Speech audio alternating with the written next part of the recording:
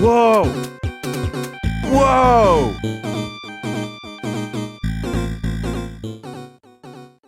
That might be a good one. Got a Trinity. I got 86 Full House. Flush.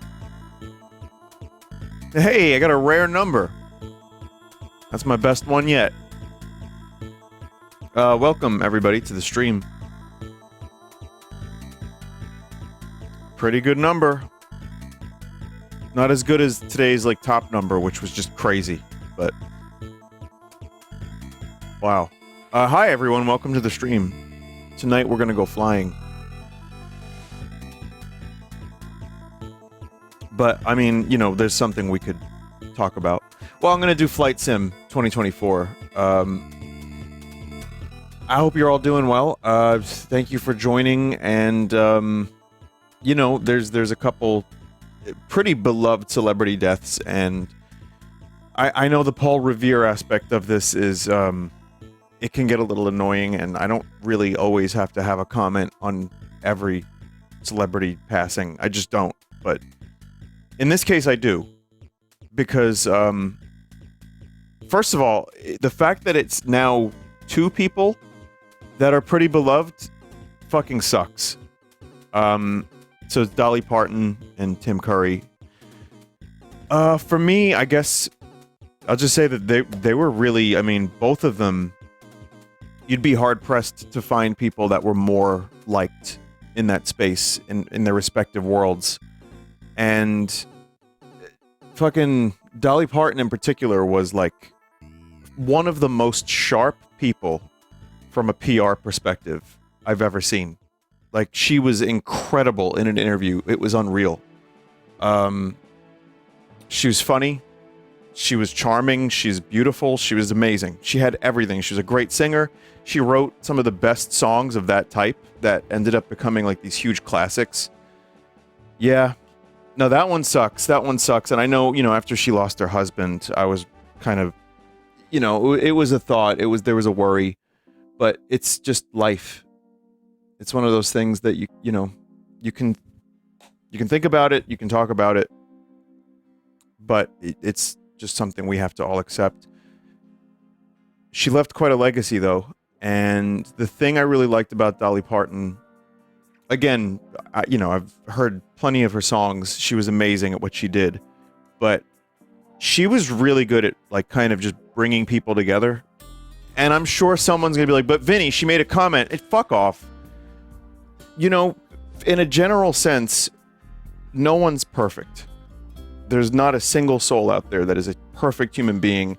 And in looking for perfection, sometimes it's really easy to throw the baby out with the bathwater, and then you end up alone.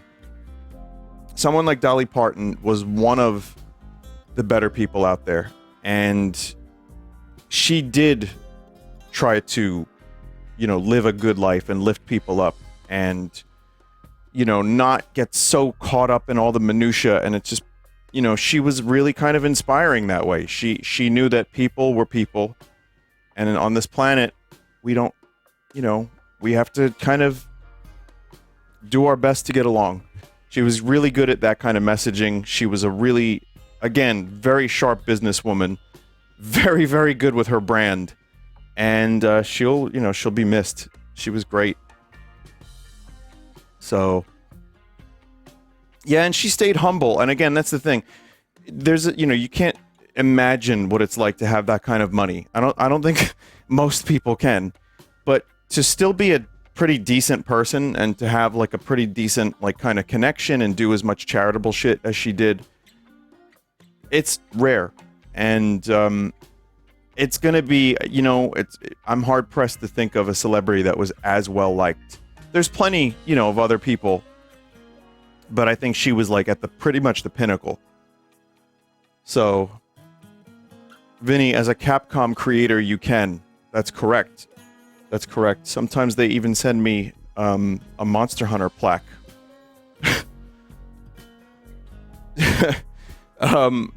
But then there's Tim Curry, who was also, like, I know more about Tim Curry because I've seen more of his stuff. I've, you know, grown up watching Tim Curry stuff. I mean, he has had a hard life the past couple years, or past over a decade. And, a lot of these people that I grew up listening to their music and watching their movies, yeah, they're in their 80s.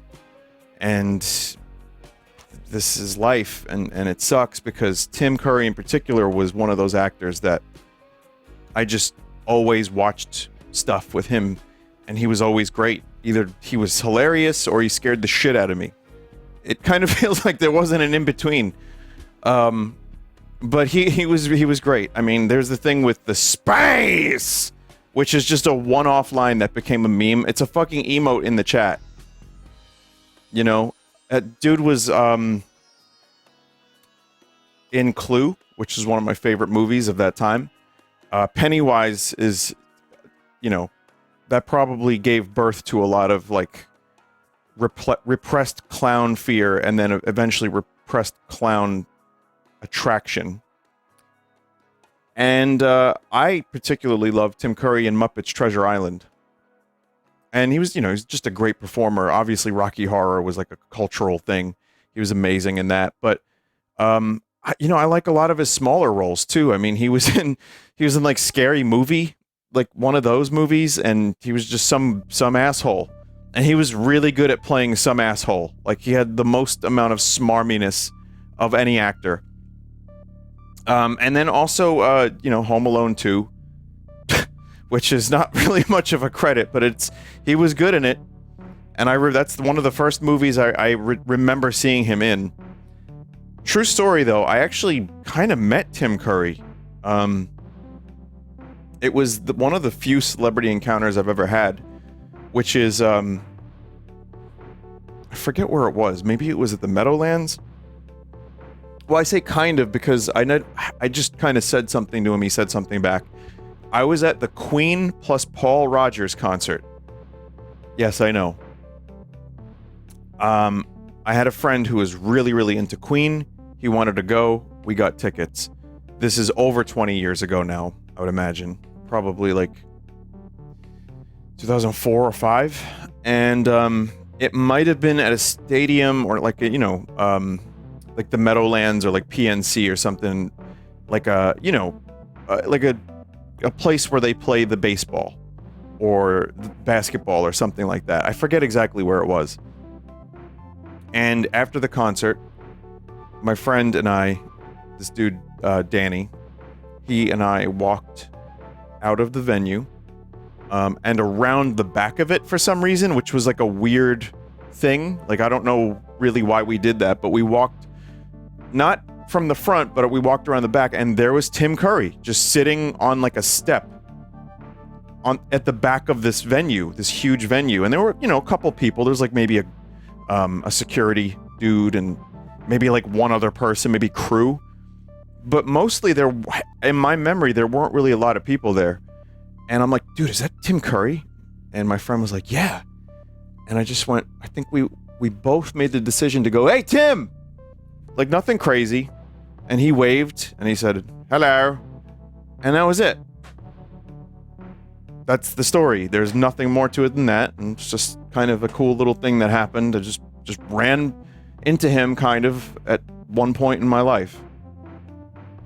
So it was basically, yeah, hello. Someone said I was once in the same state as Tim Curry. Hey, that story's almost as good as mine. Mine might have been like a little bit better. But only by like 2%.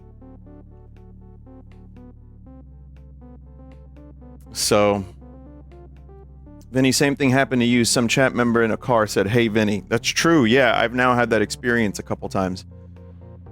But, I guess really I don't really have anything else to say other than, the glorification of celebrities is a really big topic, and like how we a lot of people idolize celebrities. I think a lot of people have turned away from that and think it's real dumb. But there is something to be said about, I think humans evolved to the point where we just went from having a small little community to being able to access every human almost. And I think we look for familiar faces.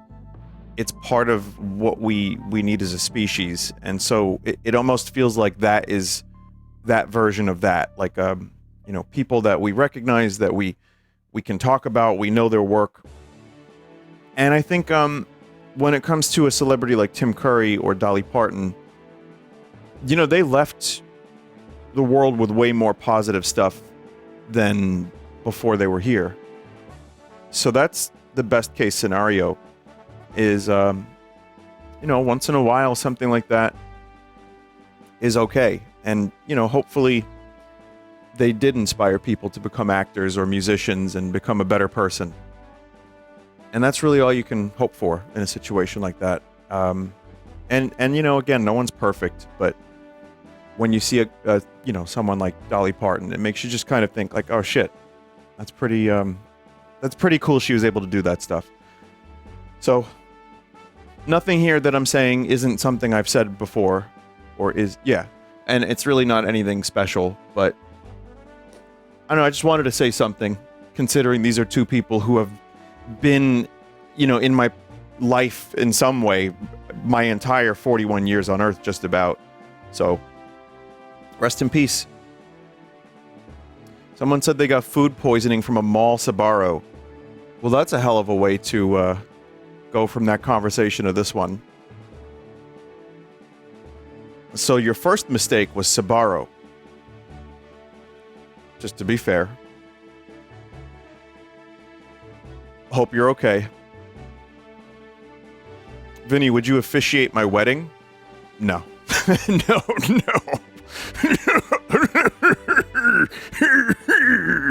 No.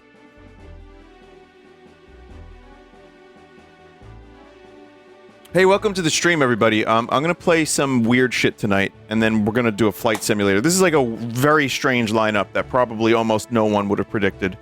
I know there's some stuff that people, wouldn't mind a part 2 or 3 for, but like I said, before some of the bigger games come out, I just wanted to do as much variety, crazy shit as possible, so we're doing that. And we're gonna do Metal Gear Solid Fan Remake, which is not a full remake, but we'll take a look at it. A brand new Mega Man X game. And we're gonna play Flight Simulator 2024. It was on sale. I only played the 2020 version, so I'm kind of curious to see how much better this one is. Might be fun. Welcome to the stream. Someone said I predicted this lineup perfectly. You know how everything is like gambling these days, and there's like a sports book for every single thing? Like you could just do predictions. That should be a thing for like my stream titles or for my my game selection. And I guarantee you 1% of the audience, 0.1% would have gotten maybe 2 of the games. 0.01% would have gotten 1 of the games. You know what? No one would have gotten it.